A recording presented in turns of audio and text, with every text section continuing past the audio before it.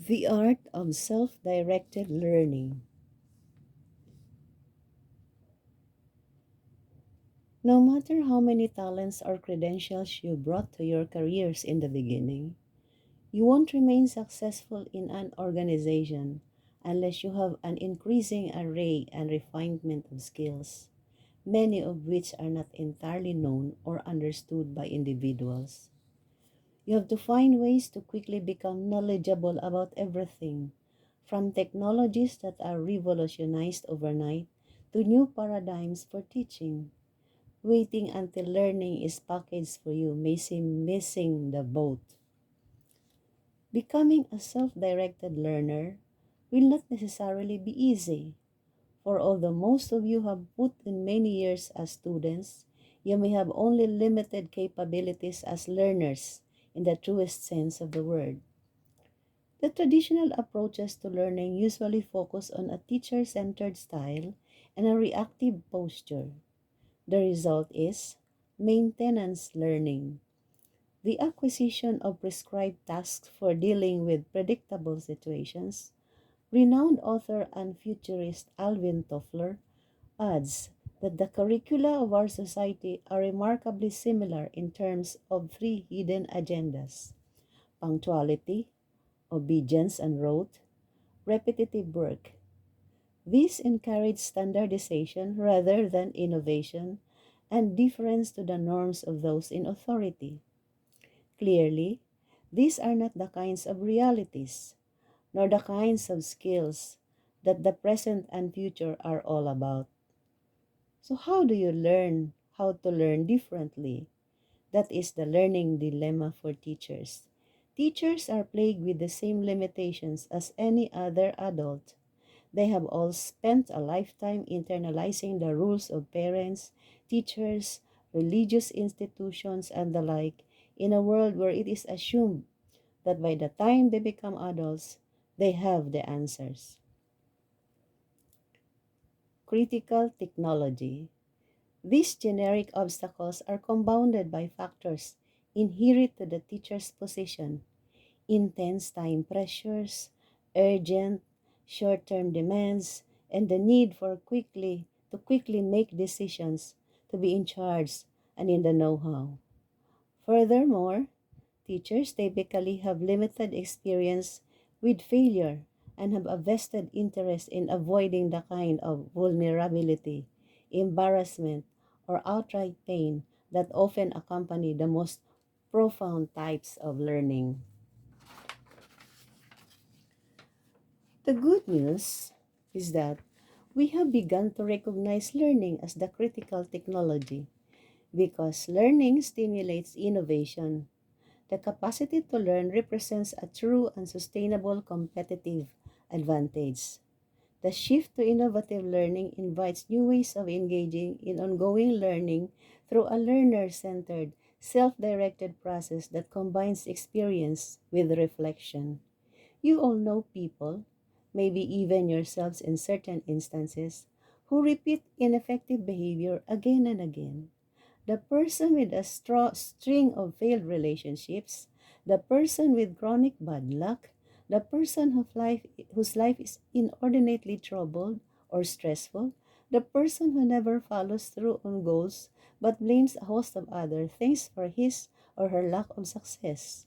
These people appear to be unaware that with a better understanding of the situation and their own role in its dynamics, they could bring about a different outcome.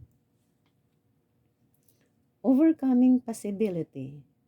Often the problem involves experience without learning, treating life as it happens to you and not as if your choices affect outcomes. This is like putting all your hopes on winning the lottery in lieu of figuring out how to make the best use of the resources that are clearly within your reach. The efficacious person, on the other hand, is able to learn continuously from experience in ways that allow him or her to modify behavior, build skills, and in so doing, acquire competence in various situations. This is what self-directed learning is all about. Self-directed learning differs from other types of learning in the responsibility it puts on the learner to structure the learning opportunity. For much of the learning you do, you must rely on others. As children, you learn most of what you know about the world from your parents or teachers. As adults, much of what you learn, driving, skiing, operating a computer, and so on, involves manual maneuvers or cognitive processes. The resources for learning these skills are external, and once these skills are learned are available for recall, you can do it. However, other kinds of learning how to manage conflict in interpersonal relationships or how to function as a member of a team, for example, are not as simple and straightforward. These more complex situations lend themselves to kind of learning that is not primarily physical or intellectual.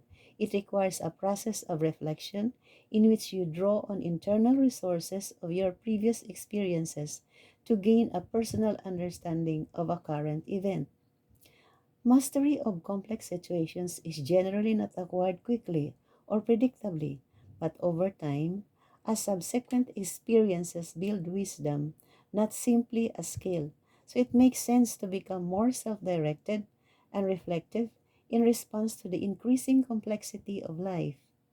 Alan Tuff, author of Intentional Changes, states that less than 30% of what adults learn occurs through formal classes.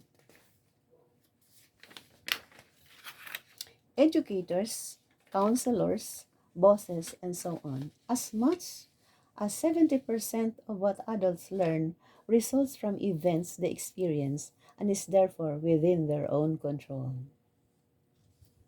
The virtuous cycle. Unfortunately, because your experiences are typically unanticipated and your responses to them unstructured, this learning often occurs subliminally as a coping response. The learning value of these experiences can thus be subverted and the wrong things get reinforced. You learn to suppress problems because your organization shoots the messenger. You learn to put bottom line results because results lead to rewards.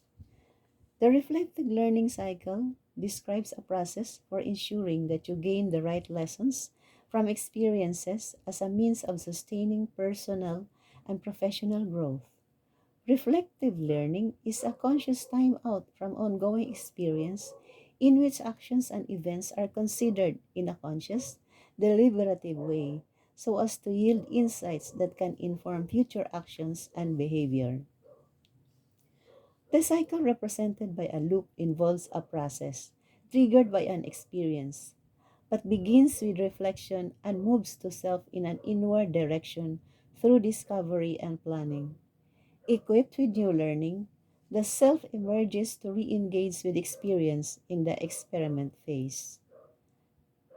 The reflective learning cycle is experiential.